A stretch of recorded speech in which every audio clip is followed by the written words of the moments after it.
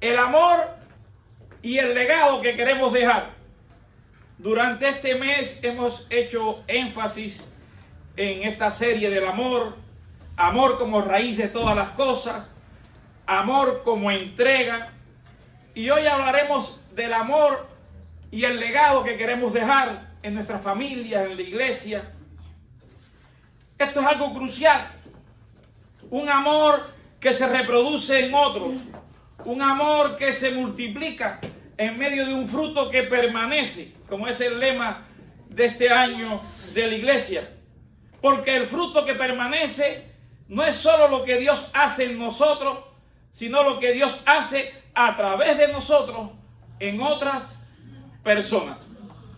En este texto de la carta de Pablo a Timoteo, la segunda carta de Pablo a Timoteo, en el capítulo 2, versículos 1 y 2, esto es probablemente la última carta del apóstol Pablo.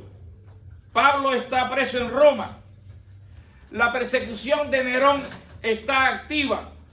Muchos han abandonado al apóstol Pablo. Él sabe que la muerte está cerca. No es un momento de triunfo, pudiéramos decir, sino es un momento en que él medita en el legado que va a dejar. En este contexto, Pablo escribe a Timoteo: lo que sigue debe continuar después de mí. Está preocupado cómo continuaría el legado después de él, cómo instruye a su hijo amado en el Señor, a su discípulo amado, en cómo continuar la obra. Y esto es profundamente misionero, algo que la iglesia en su misión debe tener en cuenta. Cómo dejar un legado. Y tanto, ¿qué es la iglesia? Bueno, los redimidos por la sangre de Cristo, por la fe en Cristo. Todos debemos pensar cómo dejar un legado en nuestra familia. Y ustedes también pensaron en cómo dejar un legado aquí como Iglesia Mi Ebenezer. Creo que llevaron varios pastores que pasaron por aquí, ¿verdad? Y han pasado, incluyendo al fundador, el pastor Robaina, y su esposa Guillermina. El doctor Lema nos contaba en la reunión de pastores, en la conferencia de pastores este martes pasado, cómo hay valga la redundancia, dos pastores, uno que falleció en el siglo pasado y otro pastor por allá por 1750, 1700 y tantos, 70, y cómo la diferencia de estos dos legados, casi transcurre 200 años entre uno y el otro. Un pastor prominente, que muere en el siglo pasado, escritor prominente, intelectual, pero no dejó un legado en su familia. No supo dejar un legado en su familia. Quizás tampoco en la iglesia. Y cuando se analiza, nos decía el doctor Lema, cuando analizaba la historia de este pastor en la familia, en lo que dejó, es algo plano. No se ve un legado visible. Sin embargo, este otro de 2 siglos anteriores supo mantener un legado en la familia, supo conservar su matrimonio. Y cuando uno mira la historia, algunos se dedicaron a la investigación, cómo de este legado de este pastor hay abogados, hay personas profesores, hay doctores, hay hasta un vicepresidente, hay personas en la política, hay maestros, hay una trayectoria que se puede buscar de un legado detrás de esa vida a través de los siglos. Qué tremendo, que el día de mañana, yo no había pensado en eso. Piense usted en su vida y en su familia. Mire el legado. ¿Qué legado estamos dejando para el futuro de impacto en la sociedad desde el punto de vista espiritual, pero también profesional, de impacto social? Y esto es quizás lo que estaba meditando el apóstol Pablo. Él le dice: tú pues, hijo mío, dice aquí, comenzando el versículo, tú pues, hijo mío. La expresión muestra una relación afectiva. No es solo de liderazgo. es paternidad espiritual. Y esto es clave. La multiplicación cristiana, que el fruto permanezca, que haya legado, ocurre en relaciones y no solo en programas, no en solo en lo que hagamos en programa y activismo en la iglesia. Y a veces aquí nos podemos equivocar. Y a veces aquí pueden equivocarse los pastores a la hora de decirle a alguien: tú pues, hijo mío. Sabemos que no se lo pudo decir el apóstol Pablo a Demas. Demas después le dejó. A veces puede parecer que hay una relación afectiva, pero después no es tan afectiva. A veces uno puede confiar en un liderazgo, en cierta capacidad de cierto hijo en el Señor espiritual, o alguien que usted piensa que va a continuar un legado, pero en realidad no importa tanto el liderazgo, sino el que esa persona sienta de que está recibiendo algo de una paternidad espiritual y sea agradecido por esa paternidad espiritual que estaba entregando el apóstol Pablo a Timoteo. Por eso lo llama hijo mío. Y luego sigue diciéndole: esfuérzate en la gracia. Esfuérzate en ese favor inmerecido. Mira todo lo que hemos recibido de Dios sin merecerlo. Favor inmerecido. Esfuérzate al ver que tanto que Dios nos ha dado. Significa ser fortalecido, recibir poder, capacitarse. O sea que Timoteo va a tener que esforzarse para continuar el legado del apóstol Pablo. Por amor al Señor primeramente, pero también él podía decir: sé imitadores de mí como yo de Cristo. Es pasivo, él recibe toda esta bendición del Señor. Él no le estaba diciendo, y no significaba: hazlo en tu fuerza, Timoteo. No, esfuérzate en la gracia. Iglesia, todavía no estamos exentos de seguir esforzándonos nosotros. Quizás no estamos los 8 que comenzamos aquí en el 2020. Quizás nos hemos quintuplicado, pero aún queremos que se multiplique más. Amor que se multiplica, fruto que permanece, que dejemos un legado, porque hay una realidad: todavía somos muchos cercanos a los 65 años y más de 65 años. Se necesitan nuevas generaciones de estos hijos que le digamos: hijo, ocúpate, esfuérzate.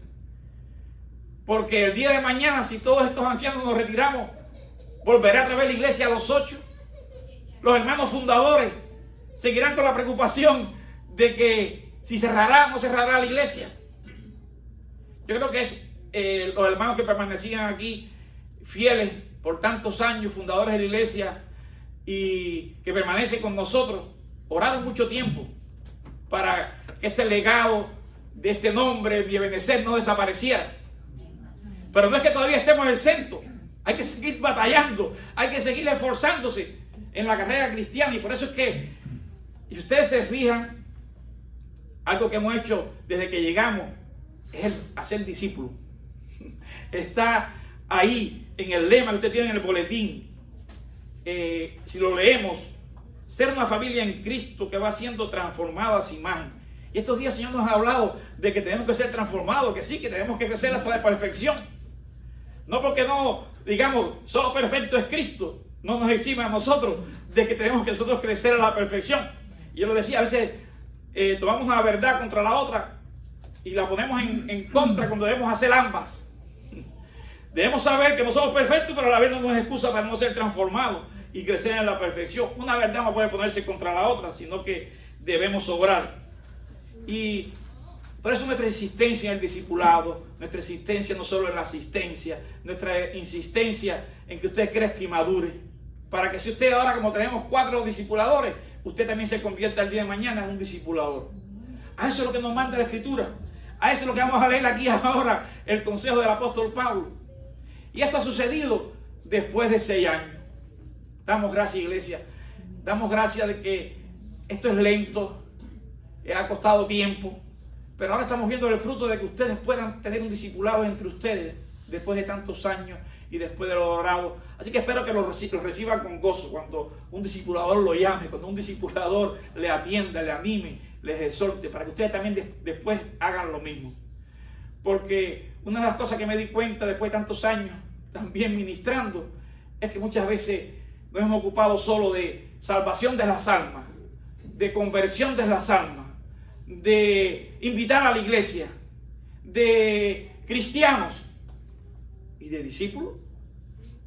Entonces, ya viendo los años de ministerio, que no debe quedarnos mucho, por ley de la vida, ¿no? Y como decimos el apóstol Pablo de mí decía, ya estoy acabando la carrera. Tenemos que hacer más esfuerzo en un discipulado para que el legado de esta iglesia permanezca. Amén. Amén. Y honremos a aquellos que nos pasaron el batón, que con sacrificio nos permitieron llegar hasta aquí. Amén. Honremos a aquellos que estuvieron antes con nosotros y damos gracias por el trabajo de todos ellos. Significa recibir la fuerza de la gracia. Esto protege a la iglesia de un activismo religioso.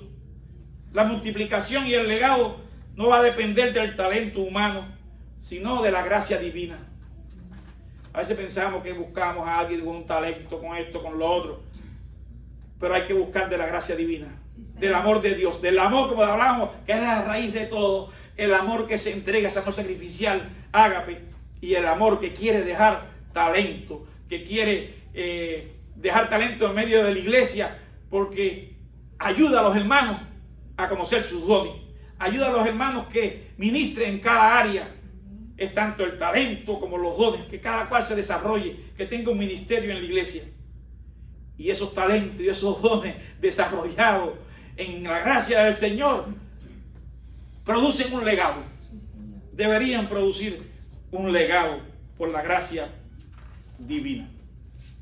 Y el apóstol Pablo dice: lo que has oído de mí ante muchos testigos. Aquí aparece una transmisión doctrinal. No debemos reinventar el evangelio, debemos transmitirlo fielmente. El evangelio es uno solo y debemos transmitirlo fielmente. Que Cristo murió por nuestros pecados, que Cristo fue sepultado, que Cristo resucitó, que Cristo está a la diestra del Padre, que por la fe en Él tenemos salvación y vida eterna, que recibimos al Espíritu Santo, que somos ahora sus hijos, a los que le recibieron.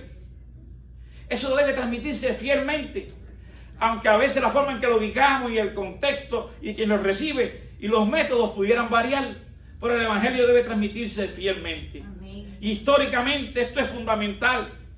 Incluso era también fundamental la transmisión doctrinal en el mundo antiguo. La enseñanza se transmitía oralmente.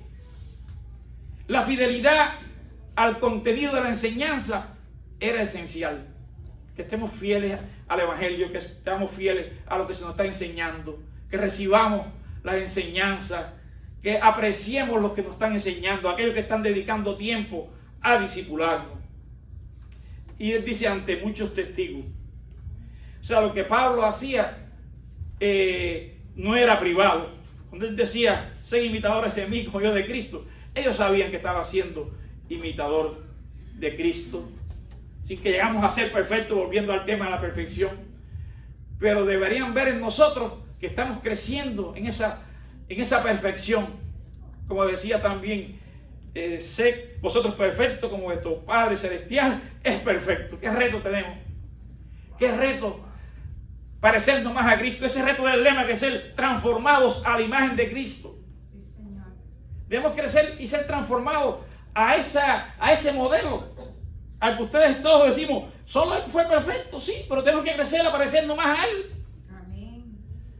No es ahora tomar nuestras imperfecciones como excusa para no crecer en perfección, para no crecer en transformación, para no crecer en servicio, en ministerio, en obediencia. No era un ministerio privado. La enseñanza apostólica era pública, verificable. El cristianismo no fue algo secreto, todo el mundo lo conocía. Y podían decir de ellos, mirad cuánto se aman. Y dice, esto encarga significa depositar, confiar algo de valor, encomendar un tesoro. Pablo ve el evangelio como un depósito precioso y dejar un legado como algo cuidadoso de un encargo. Y hermanos, hay que confiar en la gracia de Dios. Ustedes han confiado por diferentes pastores que han pasado por aquí. Tuvieron un voto de confianza conmigo cuando me recibieron. Y nunca vamos a tener todo el conocimiento ustedes de mí, yo de ustedes. Y a veces en esas decisiones de entrega podemos cometer errores de ese encargo a quien le entregamos el legado. Porque puede fracasar la iglesia en esa entrega de legado. Pues trataremos de ver cómo dejamos un legado aquí que, si es la voluntad de Dios, si no es porque Él nos retire la antorcha, porque seamos nosotros negligentes, que puedan continuar un legado. Por eso la insistencia. Tomen a bien, exhorto a los jóvenes, a los que van a ser confrontados, que lo tomen a bien porque es para el beneficio de la iglesia, es para la gloria de Dios, es para el crecimiento de ustedes, es para dejar un legado. Y aquí dice la clave es dejar, encargar a hombres fieles. Pero ¿cómo medimos eso? A veces podemos ser engañados. Demas engañó al apóstol Pablo hasta un límite, hasta que se dio cuenta que la abandonó. Al principio trabajó, colaboró, después lo menciona, bueno, ahí está Demas, y después el que me ha abandonado. Entonces muchas veces podemos equivocarnos, porque significa fieles, que sean confiables, que sean consistentes, que permanezcan, que sean dignos de confianza a la tarea entregada. Y no que después quieran estar cambiándolo a los 5 minutos. Todas esas cosas se corren los riesgos. Y los correrán ustedes también cuando llegue el tiempo de entregar junto conmigo.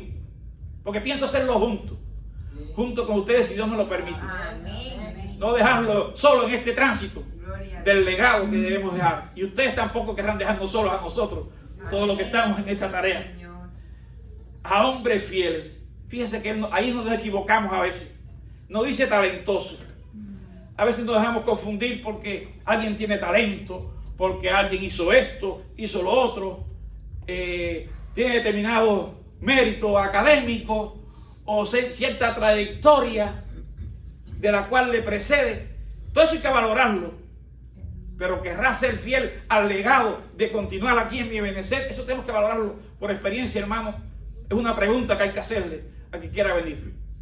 Porque tenemos mucho talento, muchas virtudes, pero si no tiene interés en continuar el legado, no se va a continuar el legado.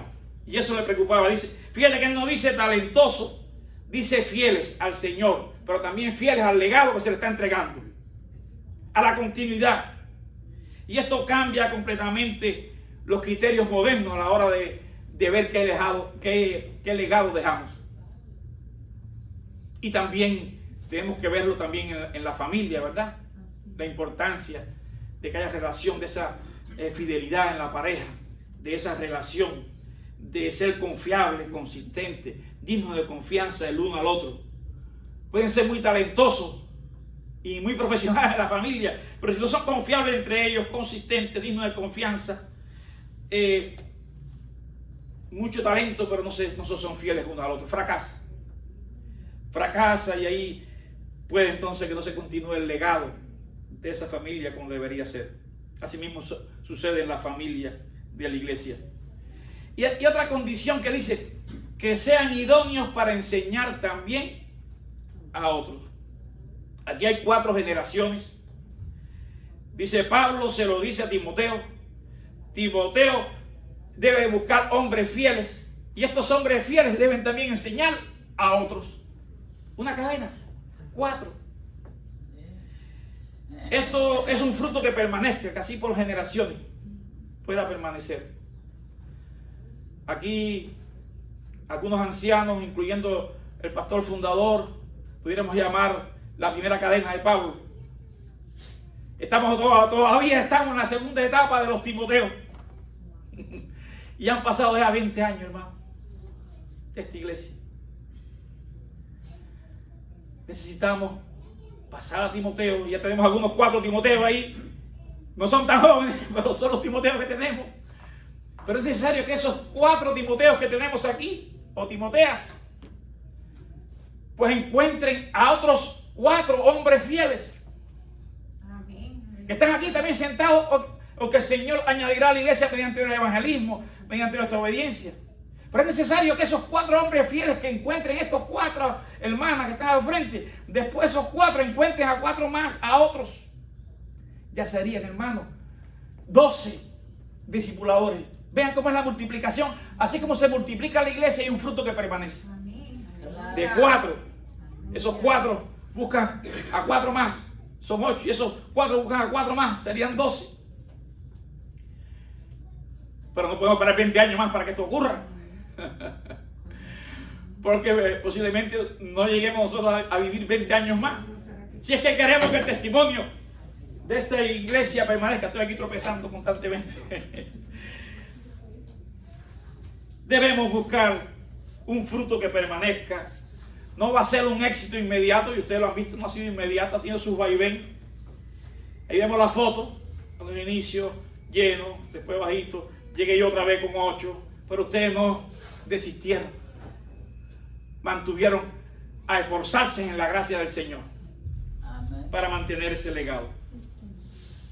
No es éxito inmediato, es un impacto generacional, de que pasen varias generaciones. De ahí nuestra inquietud, orando, que hay un culto para los jóvenes, que oremos así como tenemos un culto en creol para los haitianos, que podamos alcanzar a todas las generaciones, porque generalmente usted va a poder alcanzar a personas similares de su edad.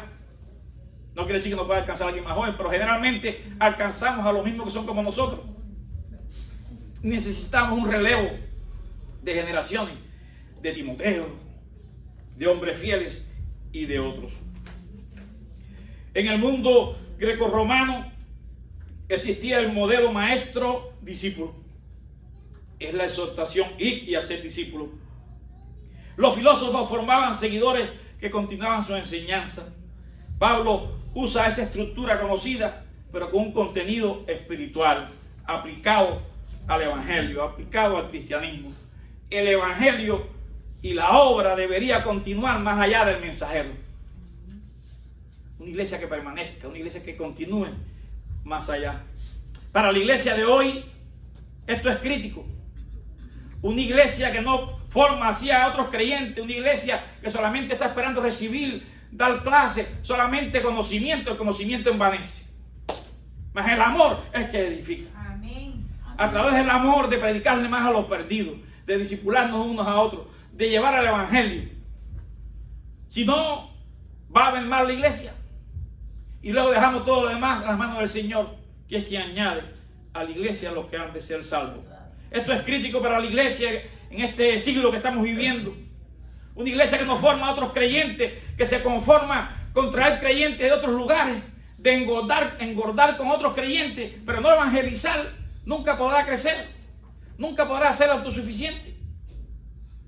Y nos gozamos cuando algún cristiano que no se ha estado congregando y se muda para acá y encuentra una congregación, pero preferimos que se quede en la congregación donde esté, siempre que esa sea la voluntad del Señor. Cierto que Dios le diga que debe estar aquí con nosotros, como también se lo han dicho algunos de ustedes, porque diferentes razones. Pero lo que debemos hacer como iglesia es predicar el evangelio, para que todos juntos podamos ser instrumentos de Dios, que esas personas salgan de tinieblas a luz admirable, como un día fuimos también nosotros. Ese es el papel que nos ha dejado aquí, y eso es lo que va a hacer que la iglesia crezca.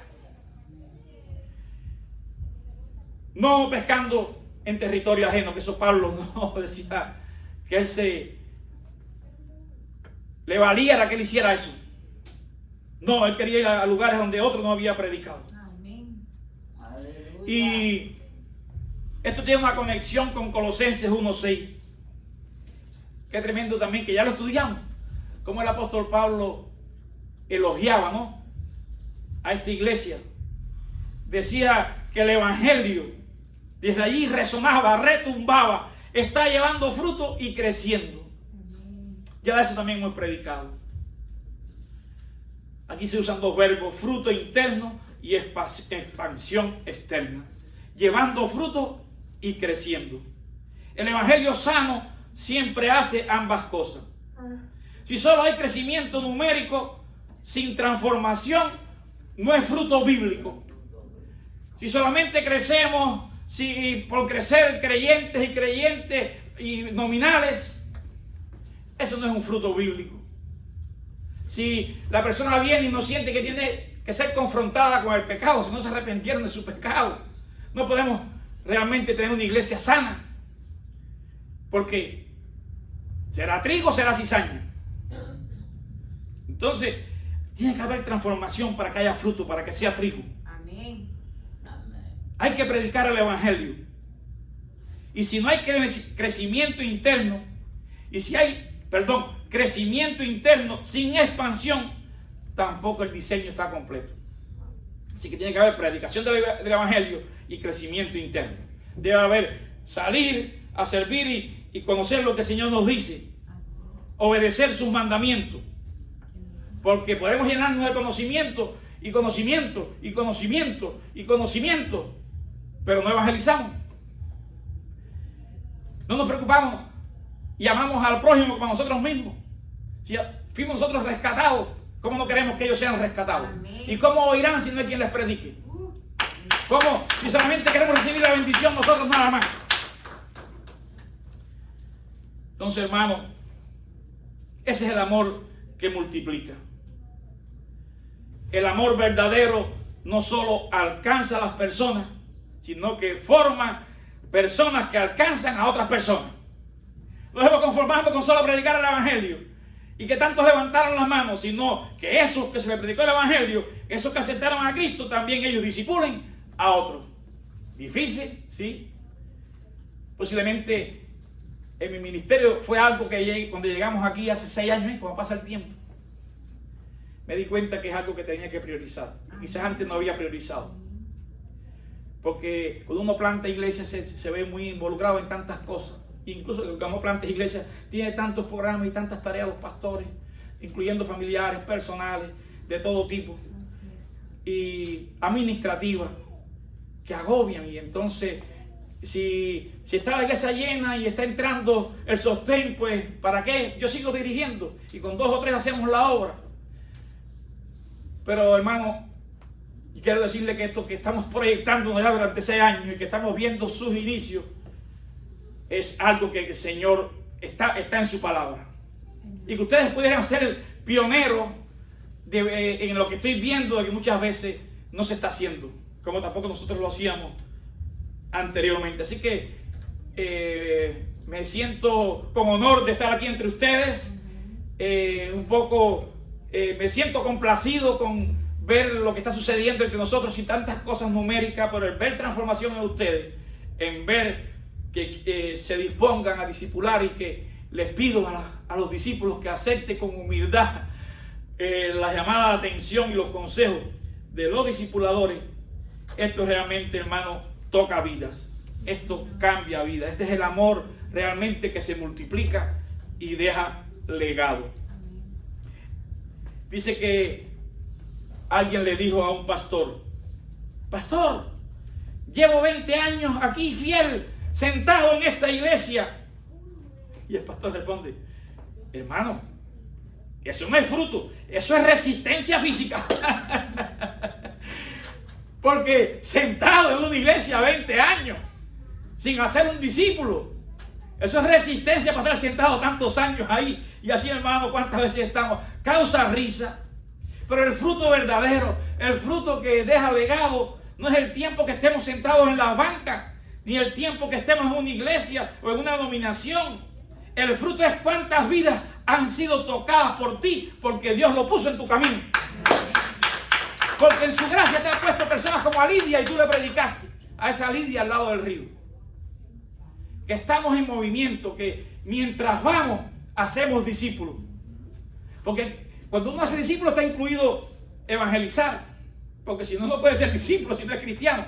Pero fíjense que el mandato no es ir y evangelizar. Y que las personas se conviertan. No, eso está incluido ya en hacer discípulos. Pero el problema es que como cuesta trabajo, preferimos entregar el tratadito, acepta a Cristo y dejarlo ahí.